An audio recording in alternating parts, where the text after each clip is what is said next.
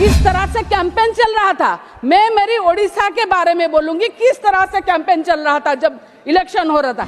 झूठा कैंपेन चल रहा था, कैसा जुमला कैंपेन चल रहा था। मैं ये कहना चाहती हूँ, नवीन पटनायक जी का तबीयत ठीक नहीं है, वो बंदी बना के जैसे रखा हुआ है।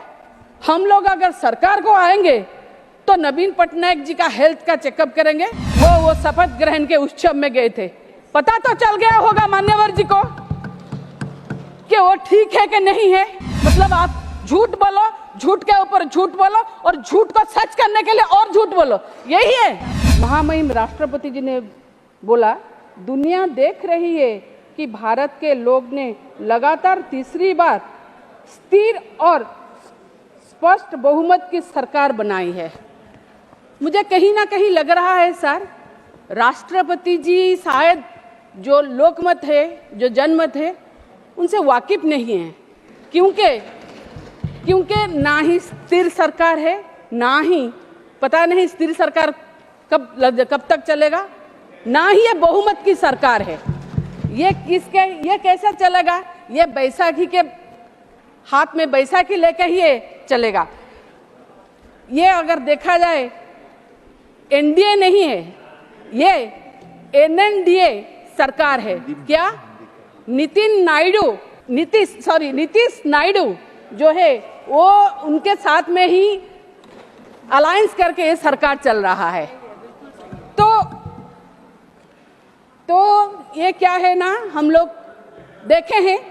जब मैं राष्ट्रपति के अभिभाषण के बिंदुओं को टच करूंगी, उससे पहले मैं ओडिशा के बारे में कुछ कहूंगी, क्योंकि महामहिम राष्ट्रपति ने बहुत अच्छे से बोला कि लोकसभा का चुनाव हुआ, बहुत अच्छे से हुआ और सब अच्छे बोले, जैसे कि सब हमको सब हरा भरा और गुलाबी लगा। सुनने के लिए तो ऐसा ही लगा, मगर अगर देखा जाए तो आंकड़ा कहीं है और सच्चाई कहीं और थी। क्योंकि जब इलेक्शन हो रहा था, मैं किसी और राज्य के बारे में बोलूं ना बोलूं, सबको मालूम है, जो लोग हमको यहाँ से देख रहे हैं ये सबको मालूम है किस तरह से कैंपेन चल रहा था। मैं मेरी ओडिशा के बारे में बोलूंगी, किस तरह से कैंपेन चल रहा था जब इलेक्शन हो रहा था। कैसा झूठा कैंपेन चल रहा था, कैसा जुमला कैंपेन चल रहा था। मैं ये कहना चाहती हूँ, क्योंकि जब मैं मेरे सभापति नवीन पटनायक जी को अच्छी तरह से जानती हूँ, मैं क्या सारी भारतवर्ष जानते हैं वो किस तरह का इंसान है, वो कैसे सेंसिटिव इंसान है, वो कैसे हम्बल इंसान है, किस तरह से। ऐसे नहीं है, बहुत सारी टॉपिक में हम लोगों ने सपोर्ट भी किया है, क्योंकि अनकंडीशनल सपोर्ट भी किया है जिसमें देश का भलाई हो। मगर अगर देखा जाए क्या हुआ, जब निर्वाचन हुआ, जब कैंपेन शुरू हुआ, तो फिर उनका तबियत को लेके मुझे बोलना नहीं चाहिए।